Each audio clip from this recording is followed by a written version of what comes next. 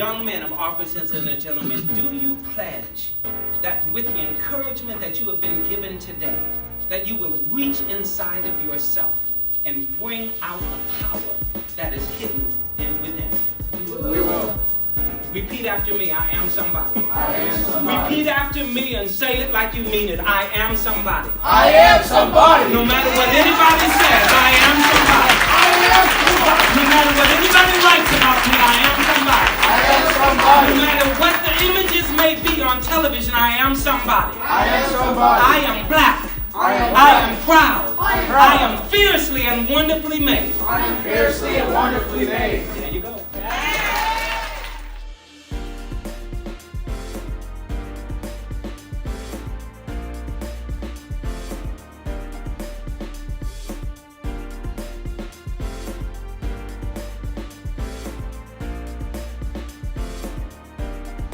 Now, the last time I stood at the podium and talked about my relationship with our young men, I shed a few tears. So I promised myself I'll keep it together. And I recall one of our young men approached me after the kickoff event and said, "Officer Howard, you were crying." And I said, "Yeah, I did, but that's okay. It's okay. Real men cry, so it's not a problem." And his response was, "But yeah, you're Officer Howard, though." It was then I realized that this interaction with this young man really resonated with me, and that I was perceived as a man that would never cry. Oftentimes, we as police officers aren't given the opportunity to humanize ourselves in the public. But in fact, we laugh, we cry, but more importantly, we love. In the words of Brother Mike Hawkins, as was alluded to earlier from Dr. Gorin, mentorship at its core is about love. We as mentors for these young men have a great responsibility that we don't take lightly. Ultimately, we have a platform in which we must continue to make a positive impact on our young people. Even if that means having an outpour of public emotion to serve as a teachable moment for our young men. For if a man cries, it's not a sign of weakness, rather a sign of having a heart and caring about something. I do want to say that Alderman Wilson did say that I gave him a bit of advice just last night. I did have a script, but I do not have a script this morning. And I am grateful again for the opportunity to be able to share with you. And I just want to say a few words that are coming straight from the heart as I speak primarily to these young men. I want to say, first of all, that to the young men, I haven't always been a preacher. I haven't always been a pastor. I have been that for a long time, for most of my life, but as I reflect back upon my age, when I was 14 years old, I was in a hospital bed at Borges Medical Center in Kalamazoo, Michigan, where I was born and raised, and I was in a coma for about 3 weeks. And when I came out of a coma, the doctors weren't exactly sure what caused the coma. My parents were not exactly sure what was happening, and I can remember waking up in that hospital room, and I can remember hearing my parents and the doctor talking, wondering whether or not I was going to live. And that was a somber reality. And at the age of 14, I sort of made up in my mind at that point that God, if you allow me to live, you know how we bargain with God when our backs are against the wall.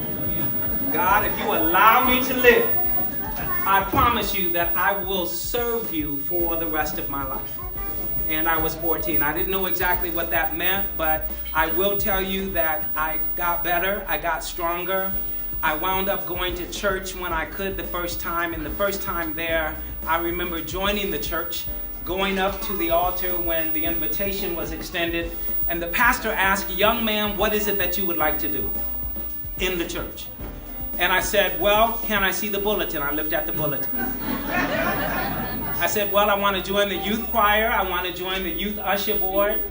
I said, I want to join the Senior Missionary Society. I want to join the women's prayer group." Everything that was on the bulletin, I wanted to join.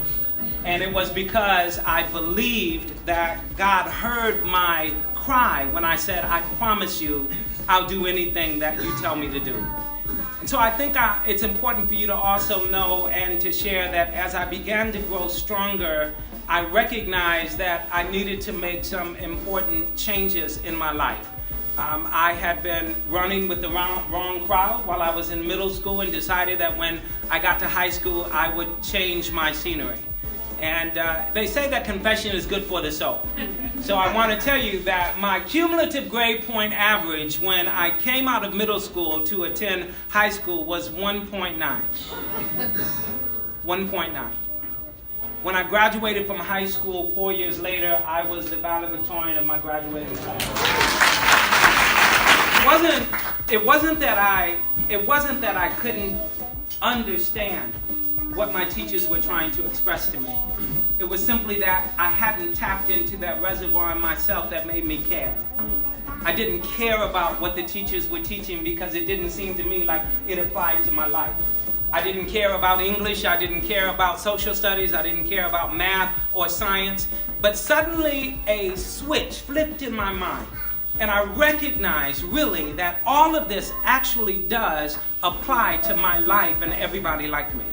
I had been lulled into believing all of the stereotypes that were being shared about me and others who were like me. Stereotypes that haven't changed these many years later. If you open up the newspaper, if you go to the movies, more than likely you're going to see caricatures and images of yourself and people like you that are not positive, that are not redemptive. There's nothing that's really good about them. I thank God for Black Panther, and I thank God for Wakanda, because finally we have somebody that we can look up to.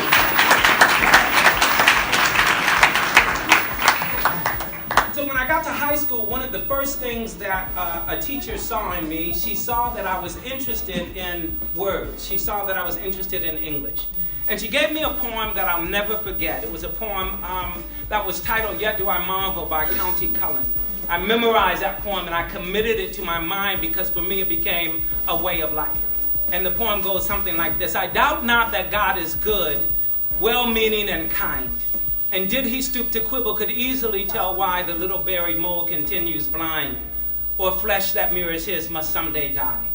Make plain the reason tortured Tantalus is baited with the fickle fruit, or declare if merely brute caprice dooms Sisyphus to struggle up a never-ending stair. Inscrutable God's ways are, and immune to a mind too strewn with petty cares to slightly understand what awful brain compels his awful hand. Yet do I marvel at this curious thing, to make a poet black and bid him sing. Now, mind you, I was 14 years old, so one of the things I recognized was I didn't have a whole lot of knowledge. Who in the world is Tantalus and who in the world is Sisyphus? And why is he struggling up a never-ending stair? It opened up another opportunity for me to want to learn and to take the medium and the communication medium of words and apply it to my life. And I did. And I began writing. I began writing poetry. I began writing this and that. And a few years ago, I wrote something that I want to dedicate to these young people now. It's called A Slice of History. And it really is a piece that's dedicated to young African-American men and women. But I want to focus just on the young men now. And it goes like this. It's a little bit of a rap, right? So you see, I got white hair, right?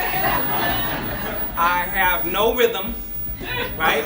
I cannot sing, but I love words.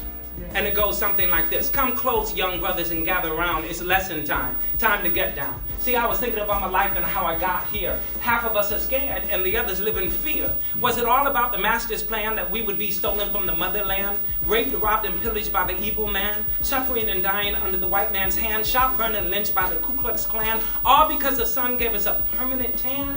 Well, I thought about it and my heart said no. That's not the way that my story's going to go. For years and years, I've been lying low, but now it's time to tell the man that you reap what you sow.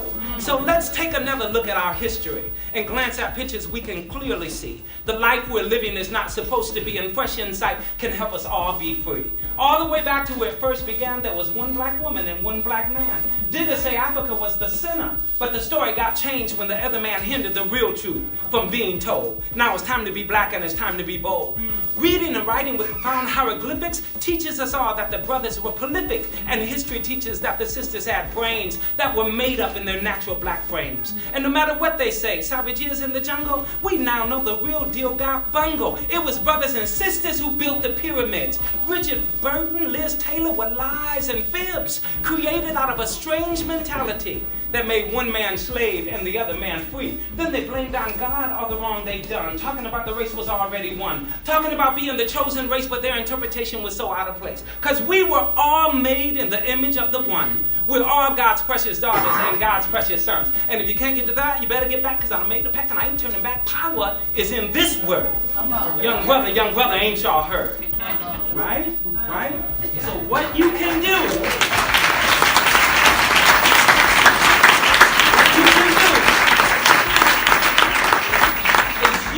take the medium of what you have been gifted to possess, whatever skill and whatever talent that you have, you can use that to rise and become everything that you want to be. Martin Luther King Jr. said, you can rise as high as you reach. He said, if you can't be a pine on the top of a hill, then be a shrub in the valley. But be the best little shrub on the side of a hill. Be a bush if you can't be a tree. If you can't be a highway, just be a trail. If you can't be the sun, then be a star. It isn't by far that you win or you fail, but be the best at whatever you are. So young people, at this moment and at this juncture, right here at the Hilton in Evanston, you have this enormous gift. And the gift is the Evanston community. Everybody in this community is rooting for your success. And not only are we rooting for your success, but let me tell you this, we expect you to be successful.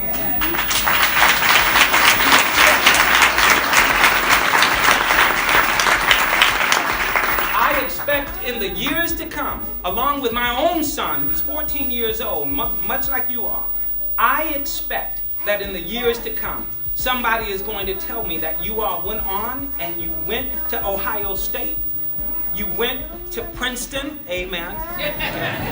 You went to Michigan, amen. That wasn't up here, but I'm going to put it up there anyway. You went to any place that you wanted to go, and you succeeded. Because somebody in your community told you at a very vulnerable and important crossroads in your life that you can do anything that you want to do. And you can be anything that you want to be. So I'm going to ask in closing, young men, if you will take a moment, I'm going to ask you to come and stand, and I'm going to give you a charge. I want to repeat after me and say it like you mean it. I am somebody. I am somebody. No matter what anybody says, I am somebody. I am somebody. No matter what anybody writes about me, I am somebody. I am somebody. No matter what the images may be on television, I am somebody. I am somebody. I am black. I am proud. I am fiercely and wonderfully made. I am fiercely and wonderfully made.